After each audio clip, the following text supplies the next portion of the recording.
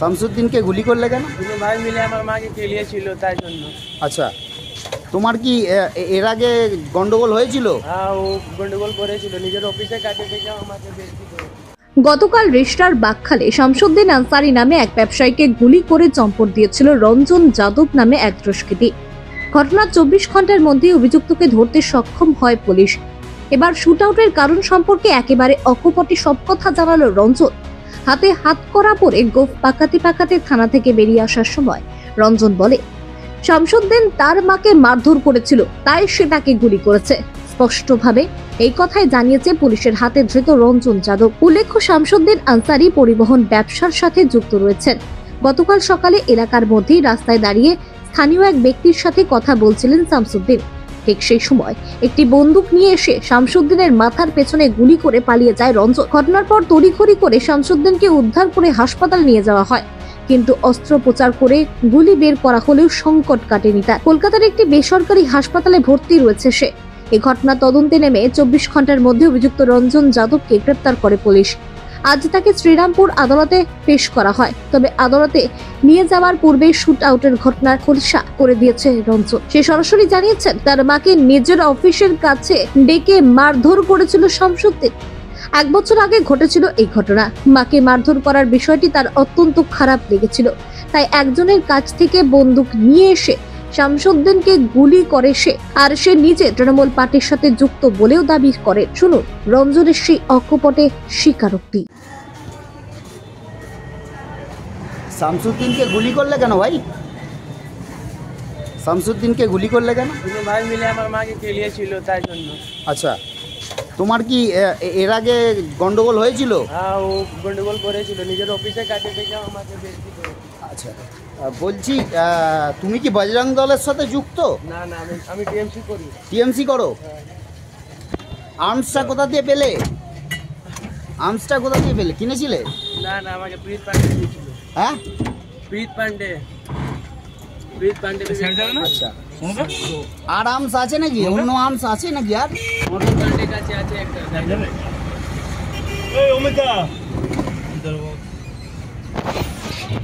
কোনো তৃণমূল নেতা কি মদত তোমাকে সাপোর্ট দিল গোটা ঘটনায়? কোথায় পালিয়ে গেছিলে তুমি ঘটনার পর? কোথায় পালাবে? এলাকাতেই ছিলে? হ্যাঁ, পাশেই ছিলাম। 1 বছর আগের গন্ডগোলে আবার এখন নতুন করে কি হলো? মাকে করেছিল, এগোটা লেগেছে। মাকে মেরেছিল সেই কারণে রাখছিল? হ্যাঁ, গাড়িতে বসে মিলে আছে। আর কেউ ছিল তোমার সঙ্গে? আমি একা ছিলাম। একাই ছিলে? আগে থেকে প্ল্যানিং করেছিলে নাকি যে এই দিন মারবে, এরকম কিছু প্ল্যানিং ছিল? হঠাৎ সামনে পেয়ে গিয়ে গুলি করে দিলে? তুমি তৃণমূল দলই করো? আমি তৃণমূলে টিএমসি পার্টি করি। টিএমসি পার্টিই করো? আচ্ছা। শুটআউটের ঘটনায় পুলিশের হাতে গ্রেপ্তার হওয়া দুষ্কৃতী রঞ্জন যাদব নিজেকে তৃণমূল পার্টির সাথে যুক্ত থাকার মন্তব্য করেছে, যে কারণে রাজ্যের শাসক দল তৃণমূল কংগ্রেসকে তীব্র কটাক্ষ করেছেন শ্রীরামপুর সাংগঠনিক জেলা বিজেপি সম্পাদক ইন্দ্রনীল দত্ত। তিনি বলেন, সারা পশ্চিমবঙ্গ জুড়ে যারা দুষ্কৃতিমূলক কাজকর্ম করে বেড়ায় তারাই সবাই তৃণমূলের সাথে যুক্ত থাকে। ভোট লুট করার জন্য তৃণমূলের পক্ষ থেকেই এদেরকে প্রশ্রয় দেয়। এরা হলো তৃণমূল কংগ্রেসের মদতপুষ্ট দুষ্কৃতী।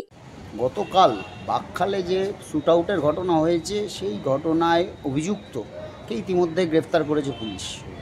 অভিযুক্ত দাবি সে তৃণমূল কংগ্রেসের সঙ্গে যুক্ত। কি বলবেন? সারা পশ্চিমবঙ্গ জুড়ে যত দুষ্কৃতিমূলক ঘটনা হয়, যারা দুষ্কৃতিমূলক ঘটনা করে সবাই প্রত্যক্ষভাবে বা পরোক্ষভাবে তৃণমূল কংগ্রেসের মদতপুষ্ট দুষ্কৃতী, এবং তৃণমূল কংগ্রেস এদেরকে পুষে রেখেছে। এই দেখছেন যে উপনির্বাচন হচ্ছে, এই যে ভোট রিগিং, ভোট লুট, সাধারণ মানুষকে হ্যারাসমেন্ট করা, এগুলো করতে গেলে তো এই লুম্পেনদের দরকার। তো অতএব পশ্চিমবঙ্গের মানুষ এর বিকল্প খুঁজছে, এবং এই আগামী নির্বাচনে এই যে যিনি গ্রেপ্তার হয়েছেন শোনা যাচ্ছে আগে তিনি বজরং দলের সঙ্গে যুক্ত ছিলেন। কি বলবেন? দেখুন, যদি কেউ সত্যিকারের বজরং দল বা কোনো দুর্নীতি সংগঠনের সঙ্গে যুক্ত থাকে তাহলে এরকম ধরনের কীর্তিকলাপ করে না, এবং এগুলো আপনারা কোথাও দেখবেনও না। যত দুষ্কৃতিমূলক কার্যক্রম দেখবেন সব দেখবেন নেপথ্যে তৃণমূল কংগ্রেসের সঙ্গে যোগসূত্র আছে। আপনার নাম? ইন্দ্রনীল দত্ত, বিজেপি শ্রীরামপুর সাংগঠনিক জেলার সম্পাদক। শুটআউটের ঘটনায় অভিযুক্তের মন্তব্যের কারণে বিজেপি নেতা ইন্দ্রনীল দত্ত তৃণমূলকে কটাক্ষ করলেও শ্রীরামপুর সাংগঠনিক জেলা তৃণমূল যুব কংগ্রেসের সভাপতি শুভদীপ মুখার্জি বলেন, আমাদের এখানে কিছুদিন আগেই নির্বাচন হয়েছে, কেউ এই অভিযোগ করতে পারেনি। অভিযুক্ত যে তৃণমূল করে এটা সবৈব মিথ্যা। এই ধরনের সমাজ বিরোধীদের সাথে তৃণমূলের কোনো যোগ নেই। আমরা খোঁজ নিয়ে জেনেছি অভিযুক্ত একজন বজরং দলের সদস্য, আর যে বজরং দল করে সে আবার তৃণমূল করতে পারে নাকি? এসব হলো বিজেপির সাজানো গল্প। সকালে শুটআউটের ঘটনায় আসামিকে আজকে যখন কোর্টে পাঠানো হচ্ছিল সে সময় আসামি নিজে দাবি করছে যে সে তৃণমূল কংগ্রেসের সাথে যুক্ত, এবং বিরোধী বিজেপিও একই অভিযোগ তুলেছে যে এই ধরনের আসামিদের ব্যবহার করেন আপনারা, কারণ নির্বাচনে আপনাদের জিততে গেলে এই ধরনের লোকজনের প্রয়োজন আপনাদের। কি বলবেন? এখানে তো নির্বাচন এখানে কিছুদিন আগেই হয়ে গেল। আপনারা যারা এখানকার মানুষ, আপনারা কোথাও দেখাতে পারবেন যে এখানকার কোনো জায়গায়, কোনো বুথে, কোনো এলাকায় কোনো গণ্ডগোল হয়েছে, কোথাও কোনো ভোট লুট হয়েছে বা কোথাও কোনো ছাপ্পা রিগিংয়ের মতো কোনো ঘটনা হয়েছে, এটা আপনারা দেখাতে পারবেন? দেখাতে পারবেন না। এই সমস্ত কথা যারা হেরে যায়, হেরে যাওয়ার পরে এগুলো বলে, এই কথার কোনো ভিত্তিহীন কথা। আর যার কথা আপনি বললেন যে অভিযুক্ত যে বলেছে তৃণমূল করি, আমি বলতে চাই আপনাকে, এখন তো সবাইকেই এখন যাকেই প্রশ্ন ধরবেন সেই এখন বলবে তৃণমূল, তার কারণ এখন তৃণমূলের হচ্ছে বড় জমা।